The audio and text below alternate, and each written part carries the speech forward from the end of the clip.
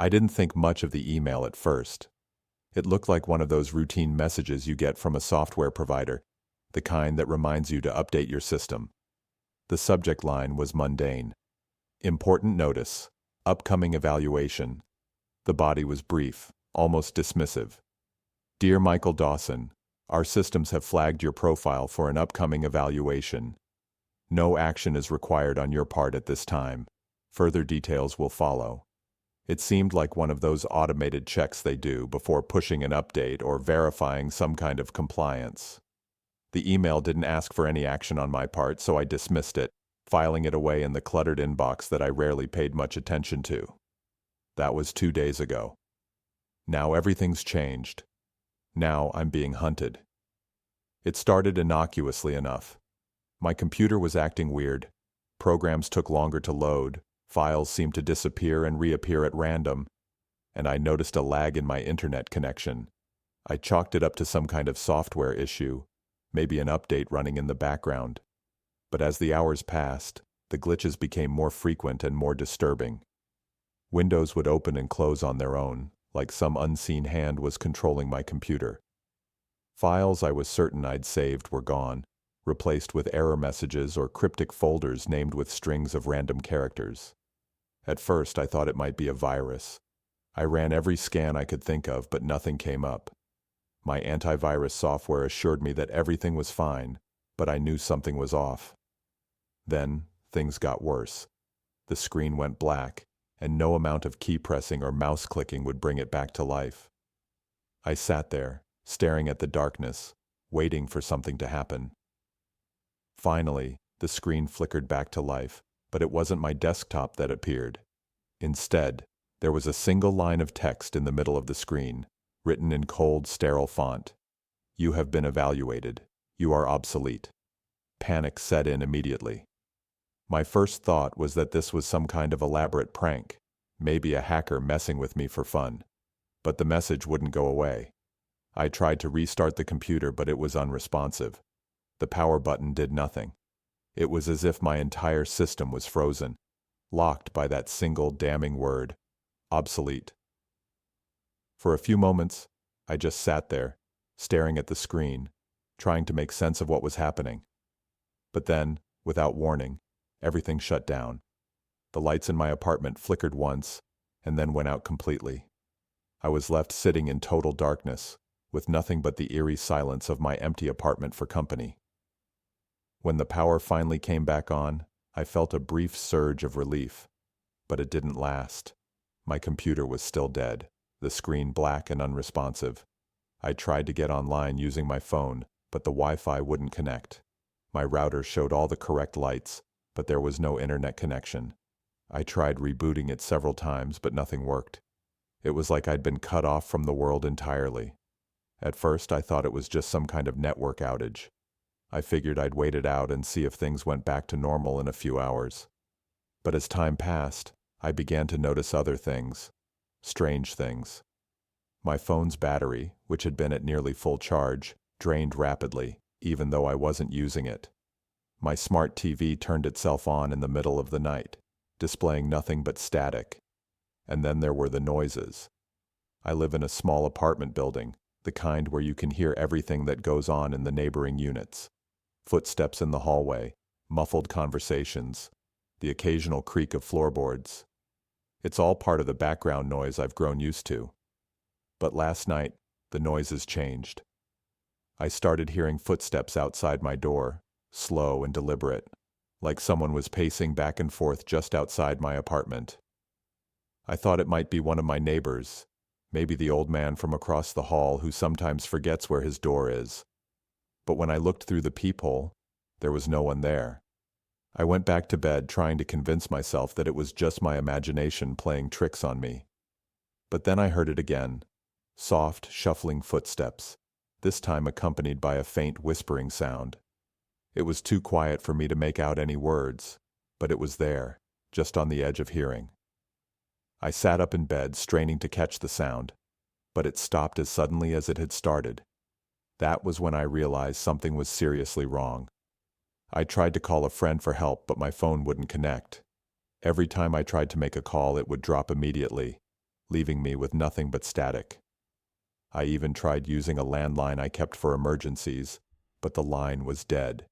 No dial tone, no connection, just silence. This morning I woke up to find that my bank accounts had been frozen. My debit card was declined at the grocery store, even though I knew I had money in my account. When I tried to log into my online banking, I was locked out. I called the bank's customer service line, but after waiting on hold for what felt like an eternity, the call disconnected, and I was left with nothing. That's when I noticed the email. It was from the same address as the first one, the one that had warned me about the upcoming evaluation. This time, the subject line was different. Final notice, deactivation imminent. The body of the email was short, but it sent a chill down my spine. Dear Michael Dawson, your profile has been evaluated and found to be obsolete. Your deactivation will be processed at midnight tonight. Prepare accordingly. I didn't know what to think. Deactivation? Obsolete? What did that even mean? Was this some kind of elaborate scam? Or was it something else? I tried to reply to the email, but the message bounced back immediately, marked as undeliverable. I tried tracing the sender's address, but it led nowhere. A dead end. As the day wore on, the sense of dread in my chest grew. I couldn't shake the feeling that something terrible was about to happen. I spent hours pacing around my apartment, trying to figure out what to do, but nothing made sense. Every time I thought about leaving, I found myself hesitating, like something was holding me back. What if they were waiting for me outside? What if this was all some kind of trap? I checked the locks on my doors and windows, but they were all secure. Still, the feeling of being watched never left me. I kept glancing at the windows, half expecting to see someone standing outside, but there was no one there. Just the empty street, quiet and still. By evening, the power had gone out again. This time, it didn't come back on. My apartment was plunged into darkness, the only light coming from the dim glow of the street lamps outside. I tried to use my phone's flashlight, but the battery was nearly dead, even though I'd charged it that morning. I felt a rising sense of panic as I realized just how isolated I was. No power, no internet, no phone, no way to reach anyone. It's 11:43 p.m. now. I'm sitting in my living room typing this on a laptop that I keep for emergencies. It's the only device that still works, and even then, I'm not sure how long it will last. The battery is almost dead, and I don't have a charger for it anymore. I'm hoping someone will find this, that someone will know what happened to me, because I'm sure now that they're coming for me tonight. The noises outside have started again. I can hear footsteps in the hallway, slow and deliberate, like someone is walking just outside my door. They're getting closer, stopping and starting, like whoever's out there is waiting for something. I'm afraid to look through the peephole again. I don't want to know what's on the other side. I keep thinking about that email, about the word obsolete.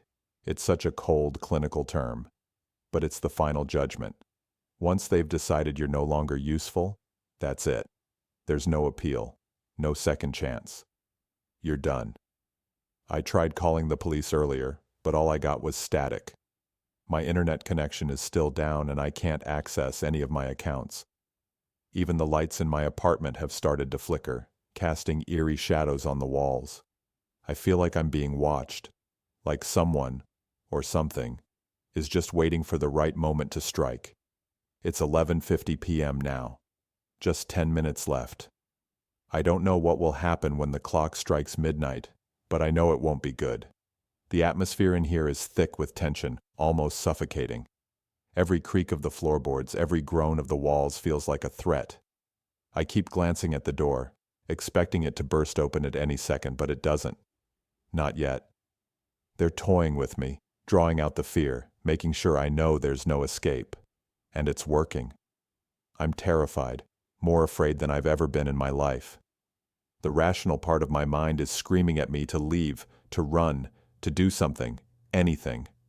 But I can't. I'm frozen, trapped in this chair, staring at the screen as if it holds some answer that will make all of this go away. 5 minutes. The footsteps have stopped, but I can still hear the whispering. It's closer now, almost like it's inside the apartment with me. I can't make out any words, just a low, rhythmic murmur that's impossible to tune out. I try to tell myself it's just the wind, or maybe the pipes in the walls, but deep down, I know it's not. It's them. I don't know who they are, but I know they're responsible for this. The emails, the glitches, the power outages, it's all part of their plan. They've been watching me, evaluating me, and now they've decided I'm no longer needed. I'm obsolete, just another outdated model that needs to be decommissioned. 11:58 p.m., 2 minutes. I'm typing as fast as I can, but my hands are shaking so badly it's hard to hit the right keys. The whispering is louder now, almost like a chant. The words are still unclear, but the tone is unmistakable. It's a dirge, a funeral march, and it's meant for me. 11:59 p.m., 1 minute. The screen flickers, and for a moment, I think the power is about to go out again. But then it stabilizes, and a new message appears, flashing in bold red letters across the screen. Deactivation imminent. This is it. I can hear the doorknob turning, the soft click of the lock disengaging. They're inside now. I can feel them getting closer, their presence pressing in on me from all sides. The air is thick with it, suffocating, unbearable. I'm out of time. If anyone finds this, please remember my name. I was Michael Dawson. I existed, but soon, I won't. I woke up on soft green grass. The hot sun was burning my face, and for a moment it blinded me as I opened my eyes. Slowly, I sat up, rubbed my eyes, and looked around. I was lying in the middle of an abandoned street, lined with old shops and houses. Everything had an incredibly quiet feeling, as if the town had stopped in time. What happened? Where am I? I got up on my feet, my legs trembling as if I hadn't stood on them for a long time. My head was pounding, and every attempt to recall recent events led only to emptiness. Did I know this place? Maybe I had been here before, but the memories were foggy, unclear, like trying to see through misted glass. I stood in the middle of the street, staring at the deserted shops. Something wasn't right. Instinct told me that such silence didn't mean anything good. The air was heavy, oppressive, and despite the sunny weather, I felt a chilling cold down my spine. Carefully, I started moving forward, each step echoing in the endless silence. "Hello?" I called into the emptiness, my voice echoing off the old walls. No answer. Just the echo, which sounded almost mocking, as if laughing at me for believing that someone else could be here. The feeling of loneliness slowly began to be replaced by fear. Where is everyone? Why is it so empty here? I kept walking and stopped in front of a small bookstore. The window was clean, as if someone had recently washed it. The books inside were neatly arranged, but what caught my attention was the book on the counter inside. It lay open, as if someone had just been reading it and left it there when they left. Or maybe ran away. I slowly approached the window, staring at the abandoned book, wondering how long it had been lying there. Was I perhaps in a place where people had left just minutes before I appeared? At that moment, I realized I had my mobile phone with me. I quickly pulled it out of my pocket. The screen flickered and a no signal message appeared. I tried restarting it, but the result was the same. No signal, no chance of calling anyone. The strange feeling that someone was watching me began to materialize. It was something that crept under my skin, something that made me turn around and check the street again. Of course, there was no one there. Yet I couldn't shake the feeling that I was under constant surveillance. "Is anyone there?" I called out again, this time louder. Desperation crept into my voice, but the response was the same, silence that suffocated me. I walked past a cafe on the corner. The door was slightly open, which caught my attention. As I got closer, I smelled freshly brewed coffee. I stopped in the doorway and watched as steam still rose from the coffee machine. The coffee was still hot. Something was not right. I cautiously entered the cafe and looked around. On a table by the window were two cups, one half drunk, the other still full. Almost as if someone had been sitting there just moments ago and suddenly had to leave. But why? I noticed a clock on the wall. It showed 11 o'clock. However, the minutes didn't move. They were frozen. Had they stopped at the moment time stopped in this town? When I decided to continue searching, I reached the end of the street, where I came across a police car. It was an ordinary car, but it looked as if someone had left it in a hurry. The keys were still in the ignition. The door was ajar. I cautiously approached and peeked inside. The interior looked fine, but there was a radio lying on the seat next to me. I picked it up and tried speaking into it. Is there anyone? I need help." Silence. No response. I tried again, this time with more urgency, but still nothing. The radio was as silent as the whole town. I shivered and put the radio back in place. What happened here? Why were all the communication devices out of order? It was as if everything around had some invisible barrier blocking me from any contact with the outside world. My mobile phone vibrated. A message appeared on the screen. "We are watching you." I shuddered. Who is watching me? And why? What did I do to be thrust into this nightmare? I put the phone back in my pocket. My heart was racing, my body drenched in sweat. I couldn't stay in one place. I had to move, find a way out, find someone who could explain what was happening. But wherever I went, it was still the same emptiness. The same fear that something was creeping behind me, that something was watching me. My mind was playing tricks, or was it real? I didn't know what to believe. I came back to the square where I had been before.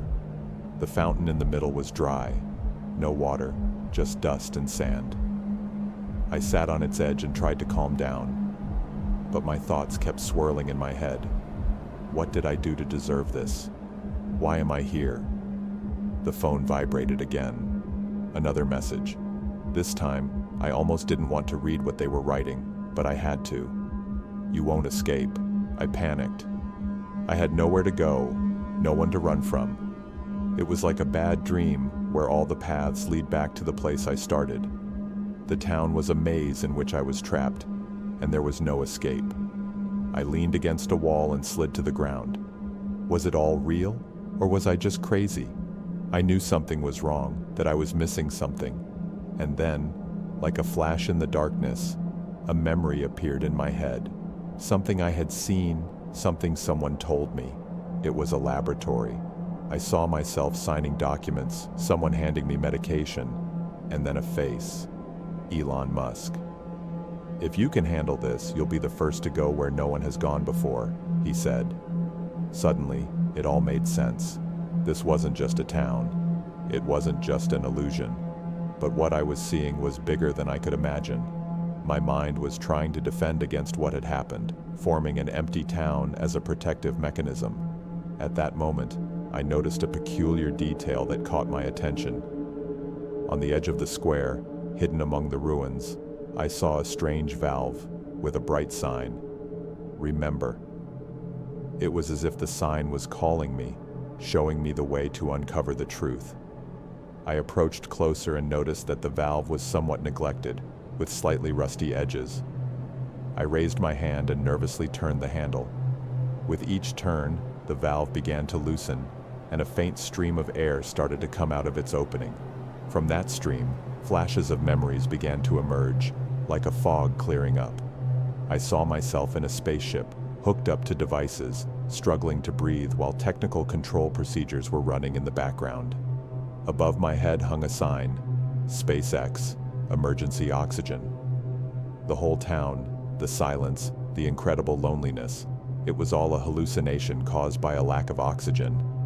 I was on a SpaceX mission, but something went wrong, and my mind created this illusory reality to help me cope with the oxygen deprivation and disorientation. Suddenly, I found myself back in the spaceship. The sound of the instruments and the soft hum of the ventilator reminded me that I was still safe, even though it seemed like I was trapped in a nightmare. Now I had a clear understanding of what had happened. I knew I had to stay calm, focus on my breathing, and wait for the situation to stabilize. The story of my mission wasn't as easy as I thought, but now, with this new knowledge, I was ready to face the reality that even in space, crises can surpass both physical and psychological limits. With a deep breath, I focused on my instruments and waited for the atmosphere in the cabin to stabilize. As the town and its confusion faded like a distant dream, I prepared myself for the real challenge, surviving in the depths of space.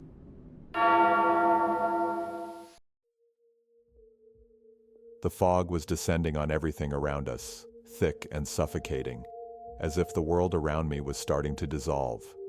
I sat in my tank, cigarette in my mouth, watching the damn haze spread.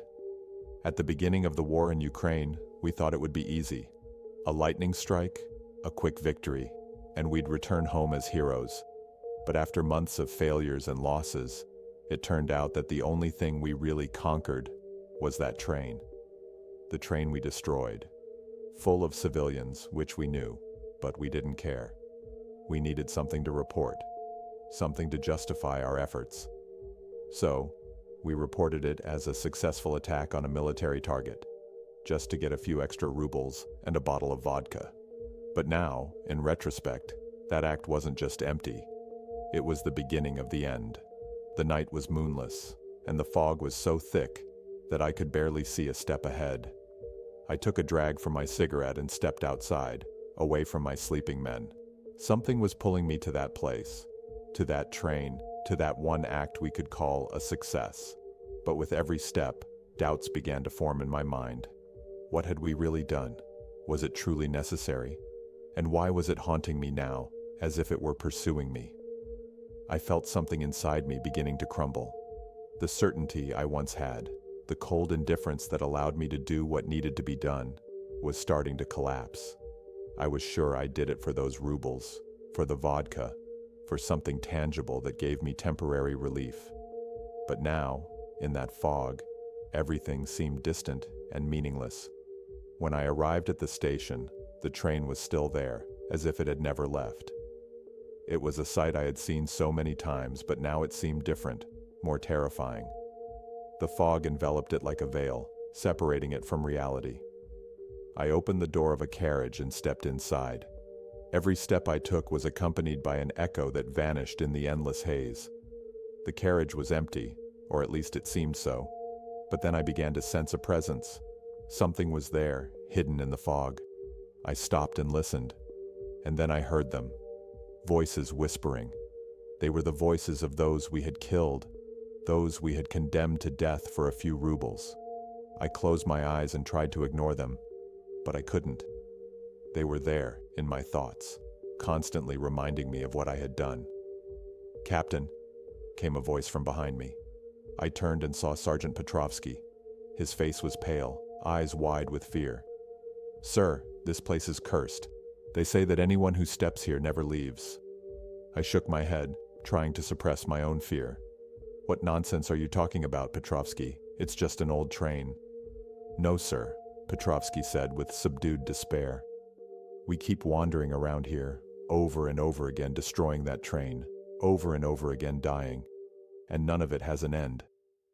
Suddenly the train started moving again, but it wasn't normal movement. It was as if something was pulling me back to that moment when we first attacked. Shadows of the past began to intertwine with the present.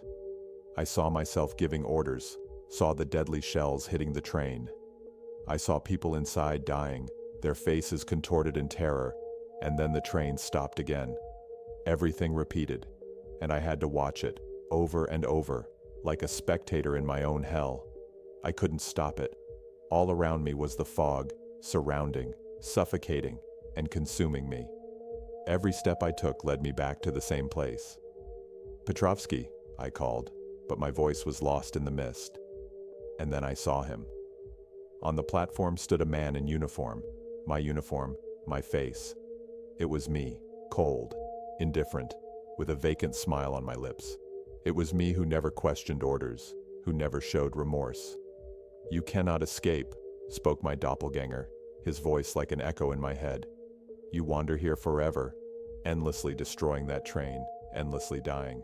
We are lost in this fog, eternally trapped in our own hell. Again, I tried to laugh, but the laughter sounded hollow and false.